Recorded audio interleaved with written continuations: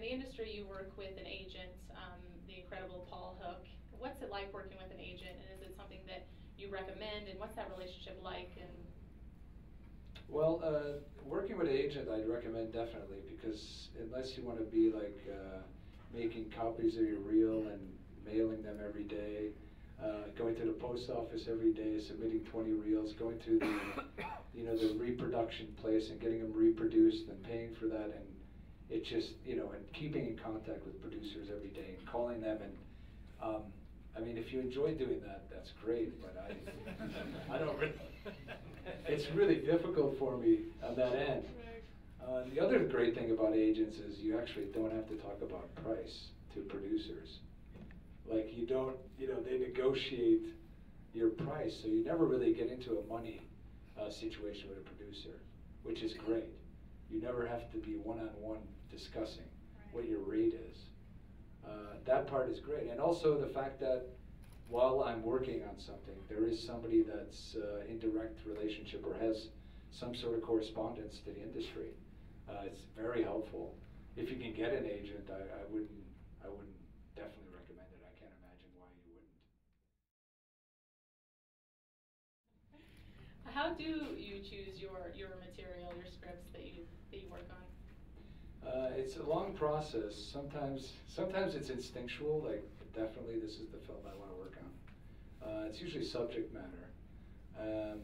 So yeah, there might be a film that politically I really believe in. That was a case in the Kingdom. I thought it was important to be involved in a film that dealt with that issue of terrorism.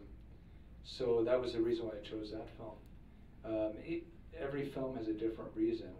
I want to work with Joe Carnahan, so any film that he does, I would think about because I think he's a really great artist. So that might be a reason to take that film.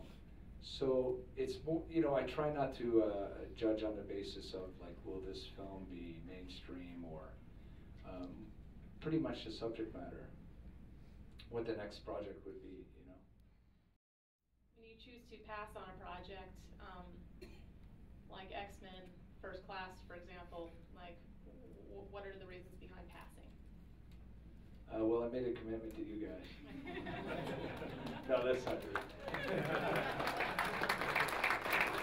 But I did think about that, definitely.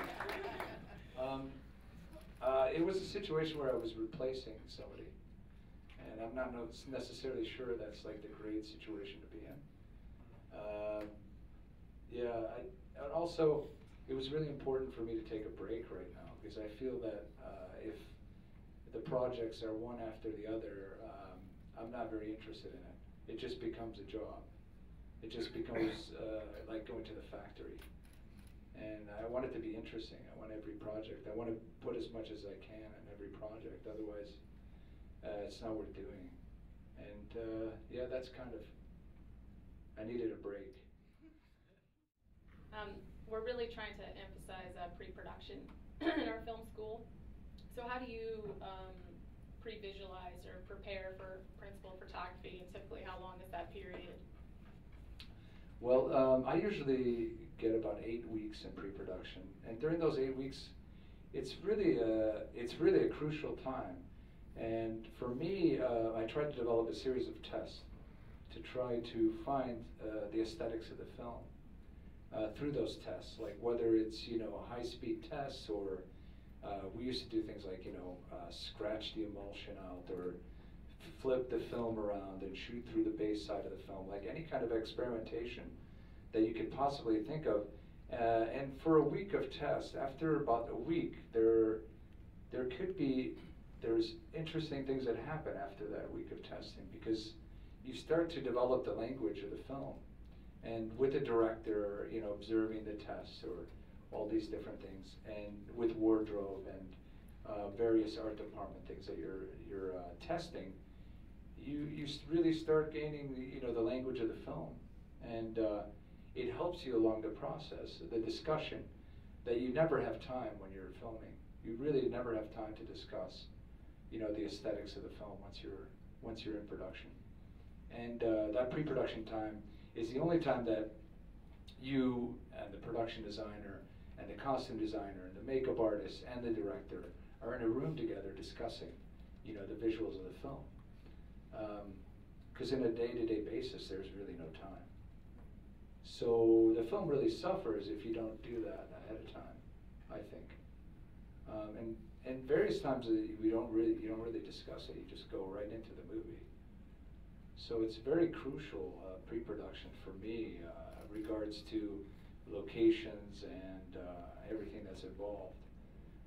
You know, I think a lot of things a lot of things at film school, I didn't really understand until I was in the business, because I was really revolutionary when I was in film school, and I didn't want any, you know, any kind of like strict plan of things, and it was all about, you know, I didn't want to be held down. I thought it would ruin the filmmaking somehow. But I've grown to realize that they're just, you know, routines, and things have to be built, you know, brick by brick by brick. And there's still experimentation within that, you know, that wall. There's still a lot of room for experimentation, plenty of room for experimentation.